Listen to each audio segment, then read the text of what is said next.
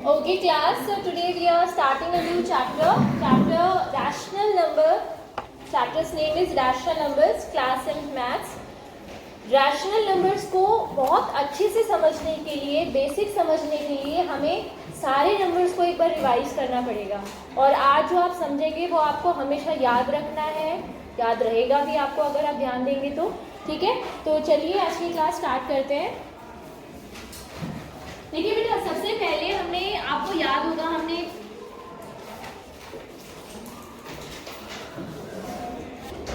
तो rational numbers को समझने से पहले हम लोग सारे नंबर्स को रिवाइज करते हैं।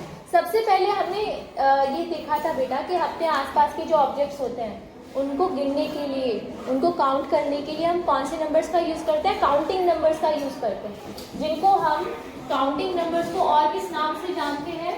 नेचुरल नंबर्स के नाम से जानते हैं, राइट? नेचुरल नंबर्स जो शुरू होते हैं 1 से, राइट? तो नेचुरल नंबर्स या जिन्हें काउंटिंग नंबर्स भी कहते हैं, आसपास की चीज़ों को काउंट करने के लिए हम यूज़ करते हैं। So they start with 1, 2, 3 and goes up to infinite, right? मतलब अनकाउंटेबल नंबर्स होते हैं। नेचुरल नंबर्स में जब हमने जीरो को ऐड किया था, सबसे पहले हमने नेचुरल नंबर्स के बारे में सीखा था, प्राइमरी से आपने पढ़ते आए थे आप। फिर यहाँ 6 में आकर के आपने एक चैप्टर था, आपका फर्स्ट चैप्टर था होल नंबर्स, राइट? तो होल नंबर्स के बारे में आपने जाना, नोइंग आर नंबर, जिसमें आपने होल नंबर्स के बारे में जाना। तो होल नंबर्स में क्या क्या था? नेचुरल नंबर से कैसे लगता? जीरो और ऐड कर दी हमने, ये जो सेट था नंबर्स का, इसमें जीरो और ऐड कर दी, तो अब वो सेट का नाम हो गया होल नंबर। अब हमें जो नंबर्स मिले उनका नाम था whole number, starting with zero, right? इसके बाद में फिर हमने ऐसे भी नंबर्स देखे जो नेगेटिव थे। जीरो के लेफ्ट हैंड साइड पर नंबर लाइन हमने पढ़ी जब, तो हमें नेगेटिव नंबर्स भी देखने को मिले। एग्जैक्टली, तो हमें पता चला कि नंबर्स तो नेगेटिव भी हो सकते हैं। तो तब हमारा इंट्रोडक्शन हुआ एक नए तरीके के नंबर से, जो नेगेटिव नंबर्स भी थे, जिसमें पॉजिटिव नंबर्स भी थे, जीरो भी था। सो इन नंबर्स को हमने क्या कहा? इस सेट को हमने क्या कहा? इसको हमने क्या कहा बताओ, याद है किसी को? इंटीजर्स। Very good, integers. ठीक है, इंटीजर्स की बात करने के बाद में हमने फिर एक नए तरीके के नंबर देखे। हमने देखा कि जब सपोज एक पिज्ज़ा है, पिज्ज़ा की हमने 4 स्लाइसेस किए हैं, उन 4 में से 3 स्लाइसेस हमने खा लिए, ठीक है सपोज। तो ये किस तरह के नंबर्स थे? फ्रैक्शनल नंबर्स, ठीक है?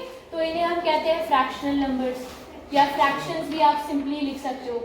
फ्रैक्शंस जब हमने पढ़े थे बेटा, तो आपने एक चीज़ नोटिस की होगी कि फ्रैक्शंस में जो ऊपर वाला नंबर है, न्यूमरेटर, वो या तो ये न्यूमरेटर जो होता है वो कैसा हो सकता है? Either it should be zero, या तो जीरो होगा या पॉजिटिव होगा, है ना? आपने जितने भी फ्रैक्शंस देखे थे उसमें यही पढ़ा था आपने कि ऊपर वाला नंबर जो हमारा न्यूमरेटर था, जैसे एग्जाम्पल, एक और एग्जाम्पल लेते हैं। क्लास में जितने भी बच्चे हैं उसमें से, जैसे 44 बच्चे हैं, उसमें से 24 गर्ल्स हैं और 20 बॉयज़ हैं।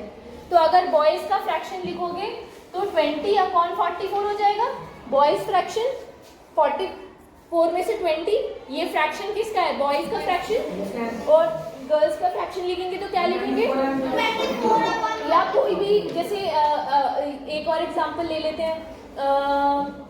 फॉर एग्जांपल हमारी क्लास में कोई क्रिश्चियन स्टूडेंट नहीं है क्या? कोई क्रिश्चियन है क्या? तो क्रिश्चियन स्टूडेंट का अगर हमें फ्रैक्शन निकालना हो तो 44 में से फ्रैक्शन क्या होगा बताओ? फ्रैक्शन क्या होगा? 40 आउट ऑफ 44, 0 आउट ऑफ 44, 1 एक भी नहीं है ना, तो 0 आउट ऑफ 44। हाँ, सो 0 भी हो सकता है ऊपर का फ्रैक्शन, जो न्यूमरेटर है वो 0 भी हो सकता है ना? फिर हम, हाँ नहीं होगा, हाँ, या तो 0 होगा या पॉजिटिव होगा। ये फ्रैक्शन नंबर्स की पहचान होती है। न्यूमरेटर्स में हमने ये पढ़ा था, समझ में आ गया? ठीक है, अब फिर हमने एक चीज़ पढ़ी थी बेटा, आपको याद होगा जब हम इंटीजर्स की बात कर रहे थे तो हमने देखा था कि इंटीजर्स को ना अपोजिट चीज़ों को शो करने के लिए यूज़ किया जा सकता है। फॉर एग्जांपल, अगर हमने बैंक में डिपॉजिट किया है, मैंने आपको एग्जांपल भी बोला था कि आप अपने, जैसे आपके फादर का किसी का अकाउंट हो तो उसमें आप ज़रा खोल के देखना उसको, अकाउंट की जो पासबुक है या अकाउंट की जो समरी आती है उसमें उसको आप खोल कर देखना, तो उसमें आपको पता चलेगा कि जो डिपॉजिट करते हैं हम पैसों को उसको पॉजिटिव से शो करते हैं, वो ग्रीन कलर से पॉजिटिव, आगे पॉजिटिव का साइन लगा होता है, और जो निकालते हैं उसको किसी रिप्रेजेंट करते हैं। तो जो जैसे अगर सपोज कोई डिस्टेंस है, वो आपने लेफ्ट साइड का अगर पॉजिटिव, राइट साइड का अगर पॉजिटिव ले लिया, तो लेफ्ट साइड के डिस्टेंस को क्या लेंगे, नेगेटिव लेंगे, नेगेटिव नंबर से रिप्रेजेंट करेंगे। क्या ऐसा फ्रैक्शन के केसेस में भी कर सकते हैं हम? क्या ऐसा फ्रैक्शनल के केसेस में भी हो सकता है? एग्जाम्पल के लिए मैं आपको बताती हूँ, जैसे इसे इरेज कर दो, यहाँ तक समझ में आ गया फ्रैक्शन से, ठीक है? डस्टर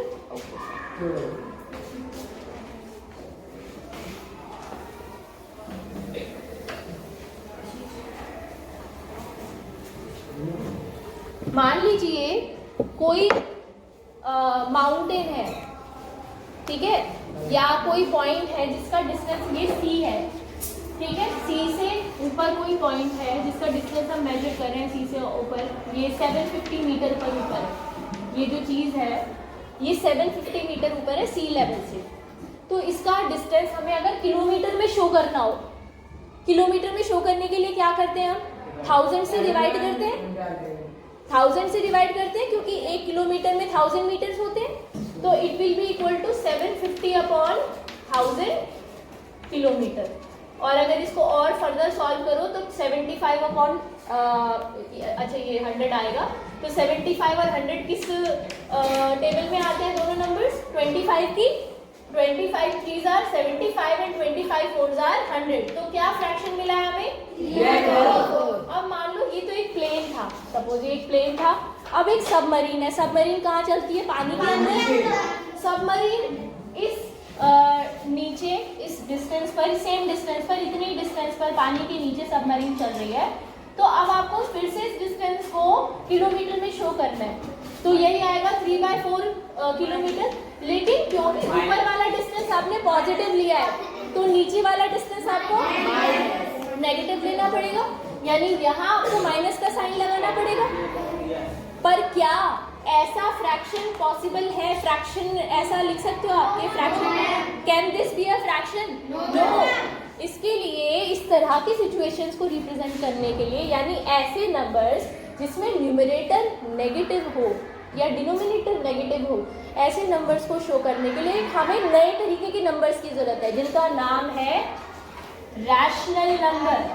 क्या नाम है? Rational number. तो रैशनल नंबर्स इस तरह के नंबर होते हैं, ठीक है, जिनका न्यूमरेटर या डिनोमिनेटर पॉजिटिव नेगेटिव कुछ भी हो सकता है, जीरो भी हो सकता है, ठीक है। डिनोमिनेटर जीरो नहीं हो सकता, बस नीचे वाला जो नंबर है वो जीरो नहीं हो सकता। वो फ्रैक्शन के केस में भी नहीं होता, क्योंकि टोटल कभी भी जीरो नहीं हो सकता। नीचे क्या लिखते हैं हम? टोटल लिखते हैं ना, तो total can never be zero. That's why यहाँ पे हम इसे इस तरीके से सॉल्व करेंगे। So rational number will be p/q की फॉर्म में हम इसे लिखते हैं। Rational numbers are always represented in the form p/q, जहाँ पर p क्या है? p है न्यूमरेटर और q है डिनोमिनेटर। और p कुछ भी हो सकता है, पॉजिटिव भी हो सकता है, नेगेटिव भी हो सकता है, जीरो भी हो सकता है। q जीरो के बराबर नहीं हो सकता, बस कुछ और कुछ भी हो सकता है, पॉजिटिव नेगेटिव कुछ भी। आगे समझ में? चलो नोट करो इसे।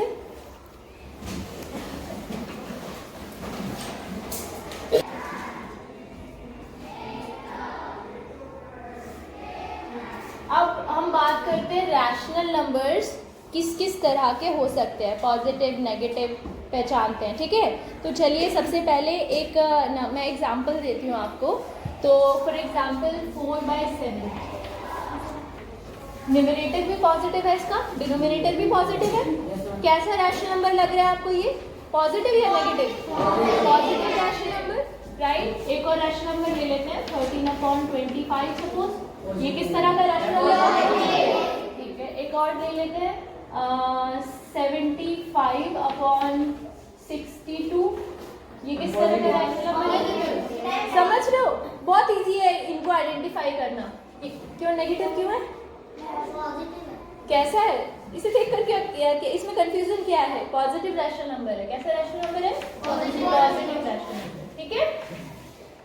ये सारे पॉजिटिव रैशनल नंबर है। है। अच्छा, अगर हम इस तरह का कोई नंबर लें जैसे कि -5/3,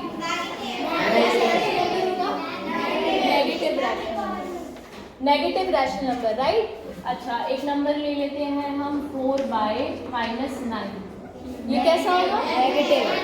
नेगेटिव, ठीक है। अच्छा, ये -11/31, ये कैसा होगा? ये भी नेगेटिव होगा, है ना। ये नेगेटिव रैशनल नंबर होगा।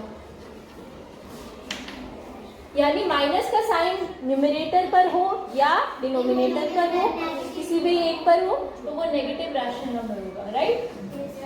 ओवरऑल नेगेटिव है ना नंबर, क्योंकि चलो ठीक है। इसके बाद एक और सिचुएशन हो सकती है। कौन सी सिचुएशन? जिसमें न्यूमरेटर भी नेगेटिव हो और डिनोमिनेटर भी नेगेटिव हो। तब अगर मान लो हमारे पास एक नंबर है -12/-15, क्या लगता है आपको ये किस तरह का नंबर होगा? क्यों? वाई? ओवरऑल यस, माइनस, दोनों जो माइनस है, ये दोनों जब डिवाइड करेंगे हम इस नंबर्स को, तो ओवरऑल हमें आंसर पॉजिटिव मिलेगा। That's why this is a positive rational number. बात आ गई समझ में? नोट कीजिए।